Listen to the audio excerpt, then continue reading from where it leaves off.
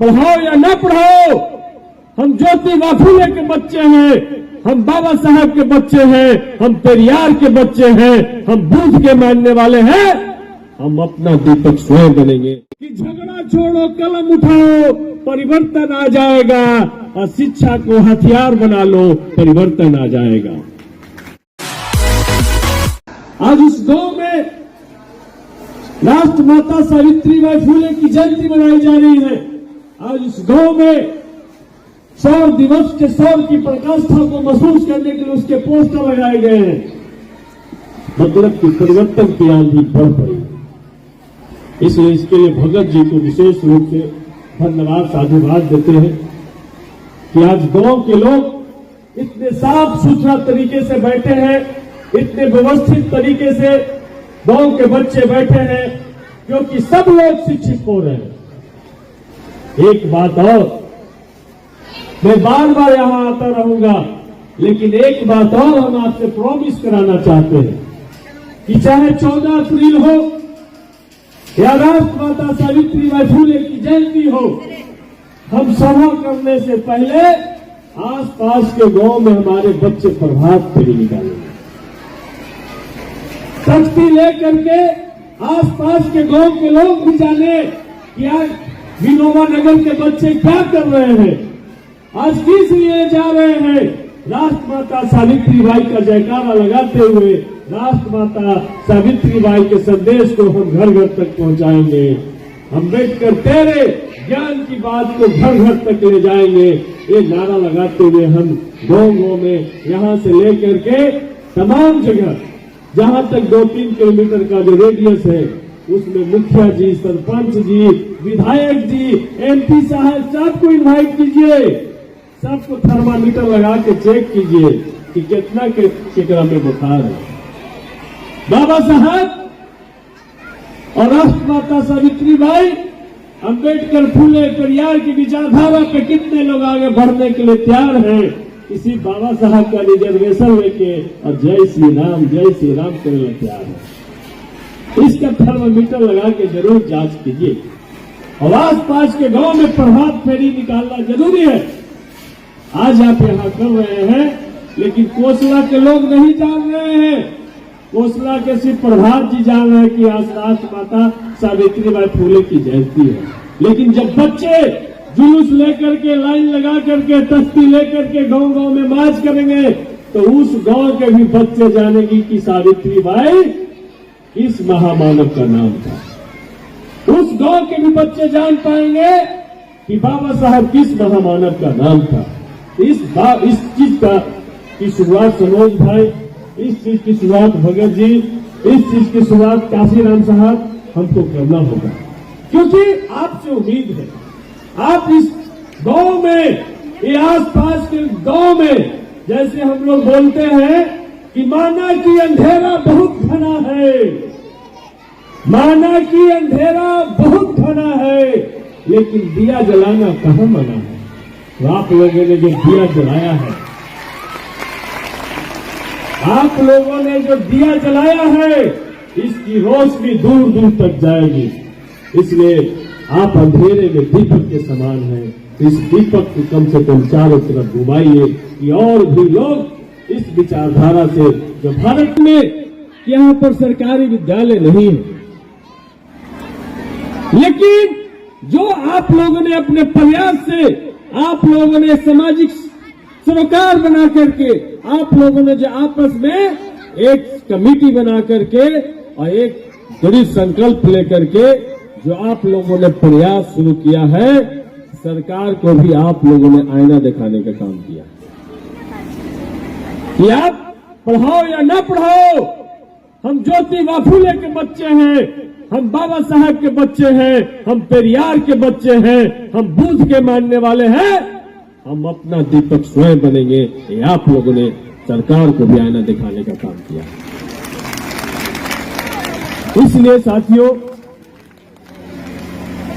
हम तमाम लोगों को एक बात की और तरफ हम इशारा करना चाहते हैं। जिन बातों की चर्चा प्रभात जी ने, भीम जी ने की, हम वो बात कहना चाहते हैं 1931 में प्रथम जातीय जनगणना हुआ और बाबा साहब ने अथक प्रयास से हम जो अनुसूचित जाति के लोग जिनके साथ छुआछूत होता था, जिनके साथ सावाबिता धरती जिनसे छुआ जाता था, जिनके परछाई से लोग छुआ जाते थे, जिनके देखने मात्र से उनका दिन अपवित्र हो जाता था, ऐसे तमाम लोगों को जोड़ जोड़ के अनुसूचित जाति बनाया। अनुसूचित जाति का मतलब हम साफ साफ आपको उदाहरण देके समझाना चाहते हैं कि संतरा देखे ना दीदी लोग, संतरा देखे भूइया, दुसाद, चमार, धोबी, चौधरी जिनके साथ छुआछूत का भेदभाव होता था, सब लोग को ऐसे संतरा के फाग के जैसा सजाने का काम किया और उस पर अनुसूचित जाति का छिलका लगाया कि हम अनुसूचित जाति बन जाएंगे। लेकिन आजादी के 75 साल बाद और प्रथम जातीय जनगणना के लगभग 90 साल बाद भी जब छिलका हटाते हैं तो अंदर से एक भी अनुसूचित जाति नहीं निकलता है। अंदर से मांझी निकलता है, अंदर से दास निकलता है, अंदर से पासवान निकलता है, अंदर से डोम निकलता है, अंदर से चौधरी निकलता है। जब तक आप अंदर से डोम, मुसहर, चमार निकलते रहिएगा तब तक आपका विकास नहीं हो पाएगा, तब तक आपका विनाश ही होता रहेगा। जब तक आपको बाबा साहब ने जो अनुसूचित जाति नाम दिया था, जब तक आप अनुसूचित जाति नहीं बनिएगा, आपका विकास और आपकी गिनती नहीं होगा। इसलिए आपसे कोई जाति पूछे कि कौन सा जाति हो तो बोलना हम अनुसूचित जाति है। तो भैया अनुसूचित जाति में कौन जाति हो? ये तो बाबा साहब से जाके पूछा कि हम कौन जाति हैं। ये तो भारत के संविधान में जाके देखा कि हम कौन जाति ही, लेकिन हम तो अनुसूचित जाति ही। जब सब लोग अनुसूचित जाति अपने आप को मान लेगा तो भूइया, चमार और डोम के भेद मिट जात और हम मजबूत हो जाएंगे। फिर बात अब अपने लोग से कोई जाति पूछते तो क्या बोलबू ना कि अनुसूचित जाति ही है, शेड्यूल कास्ट ही है, शेड्यूल ट्राइब लागू हो गया है। बाबा साहब ने ओखनियों के पिछड़ा जाति बदल कर थी, लेकिन वही संतरा के फाग के जैसन सजल के थी। जादव जी, कोयरी जी, लोहार जी, ठठेरा जी, सोनार जी, बनिया जी, तेली जी, तमोली जी, सबके माली जी, सबके सजा के पिछड़ा जाति बना दल कर थी। लेकिन जब छिलकावा हटावा है हथिन तो अंदर से गुवार जी निकला हथिन, अंदर से लोहार जी निकला हथिन, अंदर से कहार जी निकला हथिन। तो जितना जितना बटल रहबा उतना उतना मुट्ठी भर लोग तोरा पे शासन करते रहते थुन, तोरा पे राज करते रहते थुन और तोहानी गुलाम के जैसा खटते रहबा, वो खनी के गुलामी करते रहबा। इसलिए पिछड़ा भाई लोग से भी यही निवेदन है कि कोई पूछे कि कौन जाति है तो पिछड़ी जाति ही हो, अब ओकरा में कौन जाति है तो पूछला भैया संविधान से।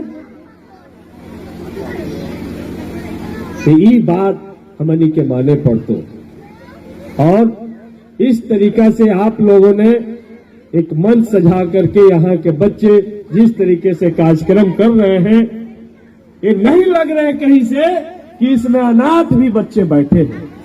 लगता है कि सबका माता पिता आप सब लोग हैं। तो इस गांव के लोग धन्यवाद के पात्र हैं कि दूसरे गांव के भी बच्चे को यहाँ पर बुला करके ला करके उनको शिक्षा देने का काम कर रहे हैं। और बाबा साहब ने तो एक बात साफ साफ कहा है कि शिक्षा वो शेरनी का दूध है जो पिएगा और कहीं जाके दहाड़ेगा। तो ये दूध कौन नहीं पीना चाहेगा? ये महुआ वाला दूध पिए से कोई न दहाड़वा भैया। और बड़ी खुशी के बात है कि गांव के नौजवान साथी, गांव के पढ़े लिखे लोग, गांव की महिलाएं ने एक ठाना है कि यदि इस गांव में कोई दारू पी करके आएगा या दारू बनाएगा, उसको गांव से खदेड़ने का आप लोग जो काम करते हैं, एक दूसरे गांव के लोग को भी प्रेरणा लेने की जरूरत है। इसलिए आप तमाम लोग धन्यवाद के पात्र हैं हर एक मामले में। इसलिए एक बात कह करके हम आप लोग से यहाँ से विदा लेंगे। इसी तरीके का बहुत जगह प्रोग्राम लगा हुआ है, हम तमाम लोग को वहाँ पे जाना है। लेकिन एक बात जो आप लोगों ने शुरू किया है उसके लिए हम धन्यवाद देते हैं कि झगड़ा छोड़ो, कलम उठाओ, परिवर्तन आ जाएगा।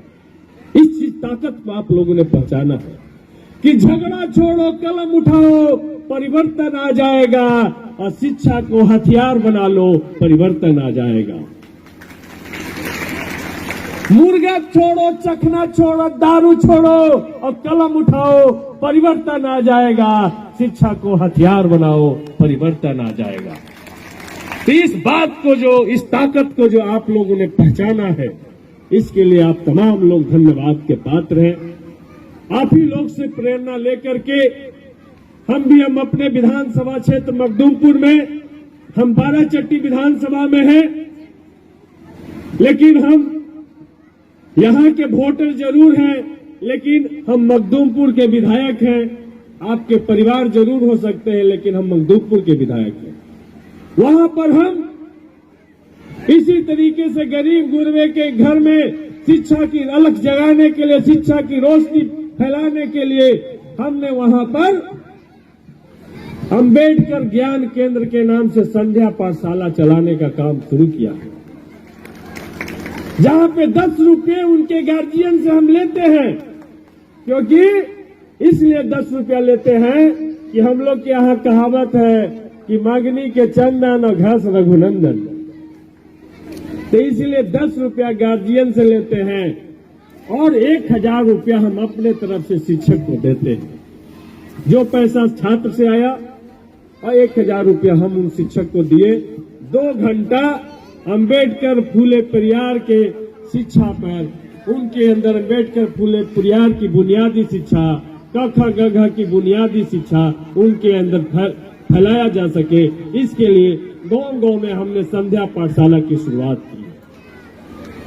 हम विधायक बने तो बहुत लोग हमारे पास में आते हैं कि नल्ली बना दा, ए विधायक जी रोड बना दा, ए विधायक जी चबूतरा बना दा, और ना होता नदी किनारे घाट बना दा। हम की सब बनाबो, लेकिन सबसे पहले तोहर बाल बच्चा के पढ़े लगी हम पुस्तकालय बनेबो, ओकर बाद पैसा बचतो तो दूसरा चीज बनेबो। और हम अपने विधानसभा में 30 पंचायत है। अभी 31 तारीख को ही हमने 22 पंचायत में एक साथ लगभग 15 लाख रुपए के लागत से हर एक पंचायत में डॉक्टर अंबेडकर पुस्तकालय की शुरुआत हमने शुरू कर दी।